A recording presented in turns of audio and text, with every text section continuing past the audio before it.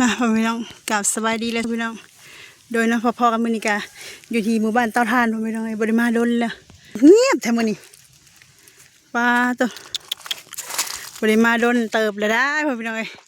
โอ้ผู้ใดได้ย่างอยู่นั่นนะเอาสบายดีเด้อสบายดีเป็นจะได้บริพ่อกันดนเลยแต่เฮือนพะเฒ่าแล้วแม่นแล้วก็มาจ่อเบิ่งกลางค่ำกลางคืนเราบ่อยู่บ่อยู่ปู่มาจะใส่ซอยหน้าเมื่อบ้านอาจจะซื้อกับนมน้ำไม้อันนี้ให้เล่าหน่อยนึงไปกวดอันนี้ให้เล่าแค่ไหนเพิ่นเล่าเบิ่งซอยกันนั่นแหละเราก็อาศัยเจ้าอะไรบ่มาเอ้ยใกล้นี่มาจอบทั้งกลางค่ำกลางคืนยังเว้นอยู่แล้วโดยคิดฮอดแล้วอยู่แล้วเป็นมือดนจอบโอ้ตัวเตียงเนาะจักมือเลยละเมื่อน่ะจักมือเลยละเมื่อ3-4 มื้อเลยมื้อน่ะก็มากวดพอมันเป็นยามฤดูใบไม้ร่วงนะเบิ่งแย่งซอยกันนั่นแหละแล้วก็เพิ่งพาอาศัยเจ้าแล้วมาจอบแต่ละเมื่อดนรอบนี้เนาะเมื่อดนยังบ่ทันแล้วว่ามันยังบ่ทันแล้วแล้วมื่อเห็ดมันบ่เรือนเลยมันเราเองบ่มันเราเองมันก็บ่ได้หลายดอกแล้วว่าเมื่อเวียกเลยโดยเป็นยังไงธุรกิจเจ้าซ่องซึ่งเป็นยังไงซ่องยูทูบข้าวเวียกเป็นบ่ค่อยได้ลงถ้าซ่องเขาตั้งให้ก็จักเป็นได้เขาก็ยังจักแบบว่ามันเปลี่ยนกฎใหม่เนาะเป็นแบบใหม่เนาะมันบ่คือตะกี้ขึ้นเลยอยู่ผู้ใดถ้าเบิ่งเขาส่งกันนะมาผู้ใดเนาะถ้าเบิ่งเขาส่งให้ว่ากอกอันนั้นอันนี้จังหาโทรศัพท์หาเฮาเขาก็บ่ค่อยได้ให้เขาคืนนี้ก็เจ็บเจ็บแท้เจ็บว่ามันเจ็บมันแน่นมันเจ็บทางในเจ็บจุกเขานะป้าทอหากันหัวเมื่อว่าเขาในช้ำทางในน่ะ2-3 มื้อเลยตกหันประมาณบ่มักเอาขี้ฝุ่นแล้วก็เห็ดเปเนาะใช้เปเฮาว่าเห็ดเฮาว่าแล้วจ่อยเลยบัดนี้ใช้ละเปจะหายเฮานี่แม่นี่เปตอนน่ะขนาดว่าคือคืนแท้เพิ่นเอาอันพอเฒ่าแล้วก็เบาม่พากันสานเปโอ้คักอันนี้ตัวนี้ของไผนี่โอ้ของทงประเทศให้เมียมันบ่เนาะตัวนี้ได้ซะของมีข้าวของสาวหลายใหญ่ถ้าเราใหญ่เลยเห็ดนี่เฮาเจ้าสารให้นั่นเด้สารให้ลูกถึงสาวน้อยใช้ประมาณหาเฮาแม่นี่หานี่เฮากันนะนี่จะมาฮู้บ่ว่าหามาหยังนี่มาหาเจ้านี่เฮาบ่เคยเป็นสะพานบุญนี่จักเทื่อเด้หากับครั้งแรกเลยนี่ฮะแม่นบ่ว่ามาครั้งแรกเลยนี่เฮามาเป็นสะพานบุญให้เจ้ามีอ้ายฮักเฮาเพิ่นก็แท้หาเฮาเมื่อคืนนี้เพิ่นว่าเราอันกระเบิงอยู่เจ้าหันแล้วก็เจ้าก็เป็นคนดีผู้นึงนะมักซอยเหลือผู้นั้นผู้นี้ก็เลยอยากมอบน้ำจิตน้ำใจให้เล็กน้อยเราว่าเราซอยทางสลัดมานำขนาดเพราะว่าเราเห็นสลัดตกลงมาเลยเราก็เลยแบบว่าตกลงมาเอาไปขึ้นไปเอามะขามเชียไปขายจุกมัดเช็คสิ่งเดียวก็มะขามบางสูงนี่เลยเขาแบบว่าโล15,000นะทางแกเอาในออกกระเปลือกขนาดแล้วเขาอยากได้ร้ายแล้วเขาขึ้นเลยแบบนี้มันงามันลงมาพร้อมกับงาเลยก็เลยแบบว่าเป็นสภาพแบบที่เห็นแล้วเขามาเอาเจ็บนี่กับขาลายกระหมูเลยตอนนี้ฮะช่วงจะตั้งให้ก็ขึ้นอยู่ช่วงนี้ยังบ่ทันได้ถ่ายเอาเชือกเก็บเชือกให้ในประมาณเขาเสียไปมัดเองดอก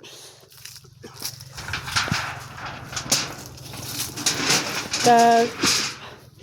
เขาก็มีแต่เวลาที่ว่าเดือนห้องจะใช้เท้าคันน้องๆนุ่งๆนี่แหละบ่มั่งก็ห้าอยู่จักปีวะจะเป็นเรื่อยแล้วบ่นั่นแหละเขาจะกันถึงเลยเนาะ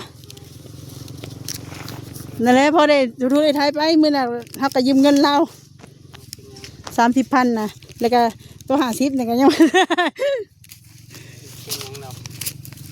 เดี๋ยวแป๊บนึงจะพอพี่น้อยสบายดีสิเมื่อแล้ว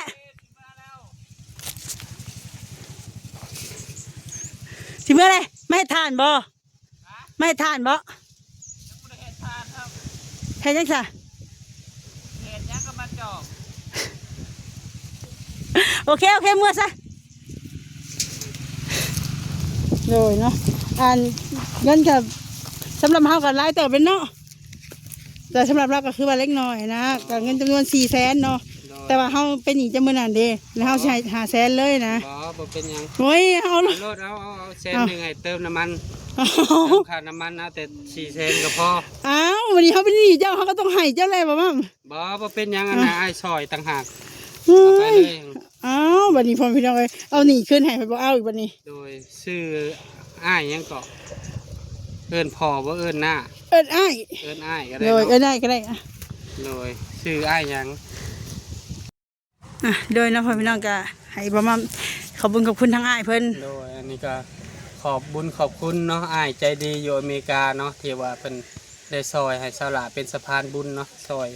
ซื้อของอยู่ของกินนั่นแหละเนี่ยได้จำเป็นก็ซื้อโดยก็ขอให้อ้ายผู้ใหญ่ใจดีเพิ่นให้อยู่ดีมีแฮงเด้อสุขภาพร่างกายแข็งแรงปราศจากโรคภัยไข้เจ็บคิดสิ่งใดก็ให้ได้สิ่งนั้นสมความมุ่งมั่นปรารถนาโดยไปใส่มาใส่ตลอดปลอดภัยเป็นพรมใส่ให้ลูกให้หลานคือเก่าเด้อมันยืนได้เด้อดีใจหลายมื้อนี้ก็โดยเนาะครั้งแรกที่ว่าสลามาเป็นสะพานบุญให้ทางบ่มั่มเพิ่นป้าโตตะกี้ก็มีแต่บ่มั่มกับตะกี้มีแต่บ่มั่มแล้วเอาเงินส่วนตัวบ่มั่มให้สลาบ่มีน้อยช่วงนั้นก็สลาลูกสลาบ่สบายแล้วก็ซอยค่ายามาโดยคันเรามีเราบ่ได้ขี้ที่บ่มีน้องเราก็ถ้าว่าซอยได้แล้วก็ซอยนะจังได๋ก็เตรียมดูดน้องถามมาเก็บเปล่าโอ้ยอย่าลืมบอกเด้อมื้อใดมันสิหมดนี่นะแม่นี่ก็เริ่มอันนี้ให้นาบ่าวเข้ามาเบิ่งโดยทางบ่าวจะมั่มก็บ่มีเงินดอกแต่ว่าให้ทั้งนาบ่าวทั้งนาหมู่เพิ่นออกเงินกันมาดูดแล้วก็ได้แบ่งกันเนาะโดยพูดมานะโดยขอบใจชาวลานำเด้อที่โดยบ่เป็นหยังเฮานี่แหละต้องขอบใจเจ้านี่ฮะให้ไทนี่คืนยังเอาคืนมาอีกอยู่โดยก็ซ่องเจ้าเป็นได้แน่แล้วโดยก็ช่วงนี้ก็ยังบ่ได้คอยลงคลิปบางมื้อก็ลงบางมื้อก็บ่ลงเนื่องจากว่ายังมีธุระอยู่เนาะตาละใหญ่แล่นพุ่นแล่นพี่เนาะยังคาน้ำตาบ่าวอยู่บางเทื่อก็ออกเมื่อเซโนตาบ่าวนี่เลยคือว่าพอเฒ่าอ่ะนะอ๋อเราเสียบ่เสียเราก็พาเราไปห้องหมอสักคือแบบว่า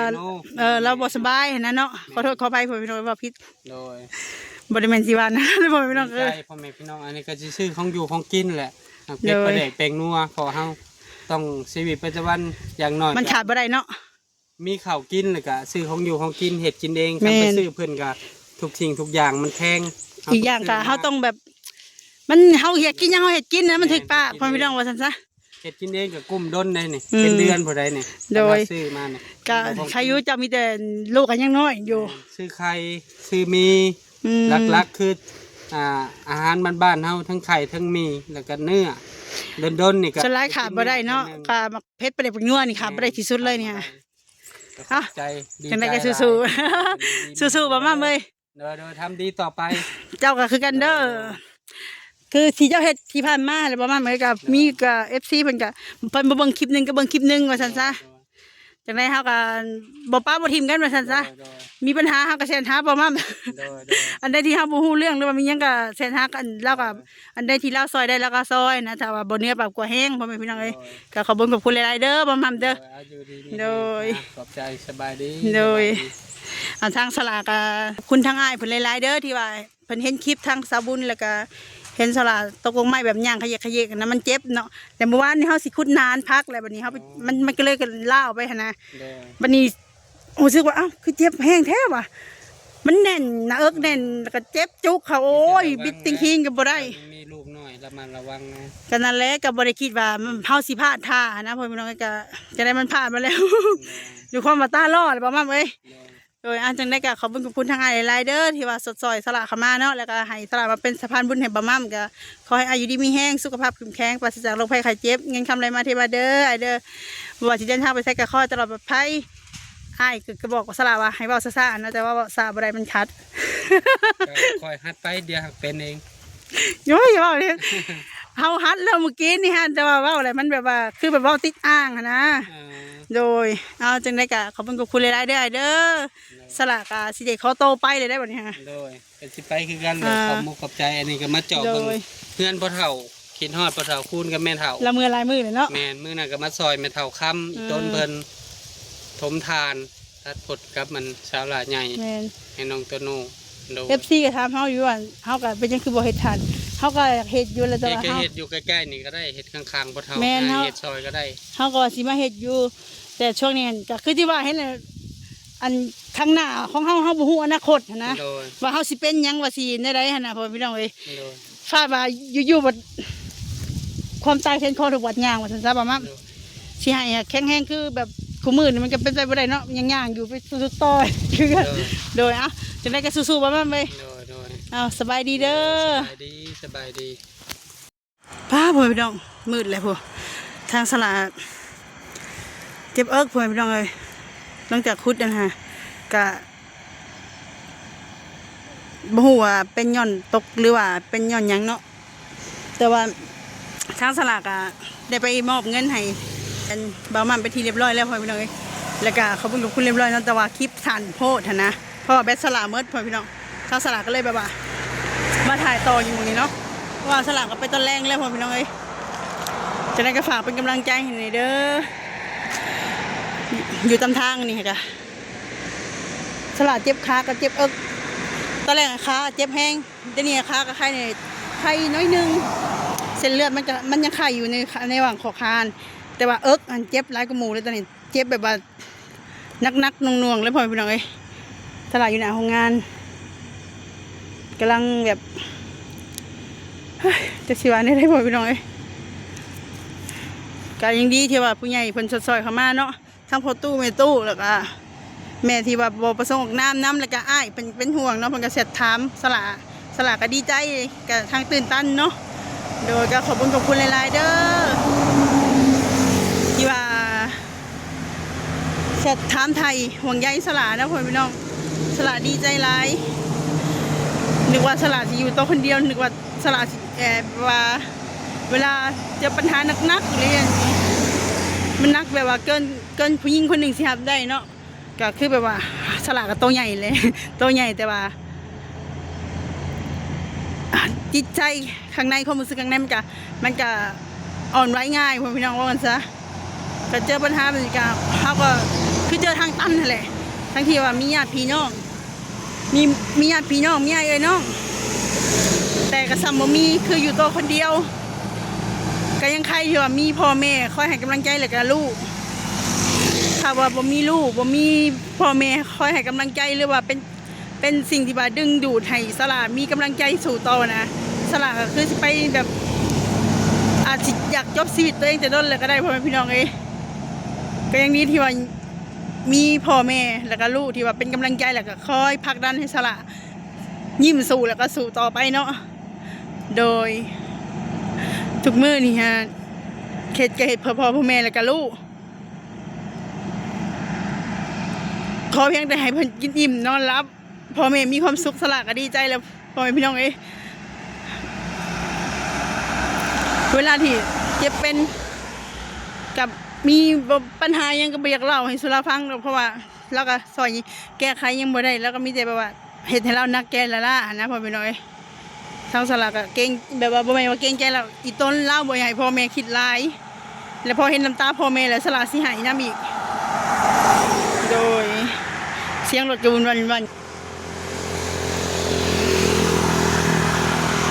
ตามทางพ่อแม่น้องสลากคอยสลากหายไว้แล้วก็ไปเฮ็ดเวียกเฮ็ดงานตามปกติเนาะก็สิเม็ดปลูกผักน้ำการมาเบิ่งกันว่าสลากสิพักได้หรือเปล่าพี่น้องว่าเป็นยังไงเนาะวิธีปลูกพักโดยจังได้ก็ฝากสละไว้ในอ้อมอกอ้อมใจพ่อแม่พี่น้อง FC มาสกุลชนพี่ใหญ่ใจบุญเนี่ยเด้อแม่ตาหักแพงแค่ให้กำลังใจสละก็ดีใจแล้วบอกคอยังร้ายพ่อแม่พี่น้องแค่มีกำลังใจแบบอ่านคอมเมนต์แล้วก็เห็นแล้วก็ดีใจยิ้มสลากมีความสุขเลยพ่อพี่น้องถ้าว่าเห็นอันนี้ก็สลากกับบริคอยังไรขอแค่ได้ยินคำให้กำลังใจจากพ่อแม่พี่น้องสลากกาตื่นตันแล้ว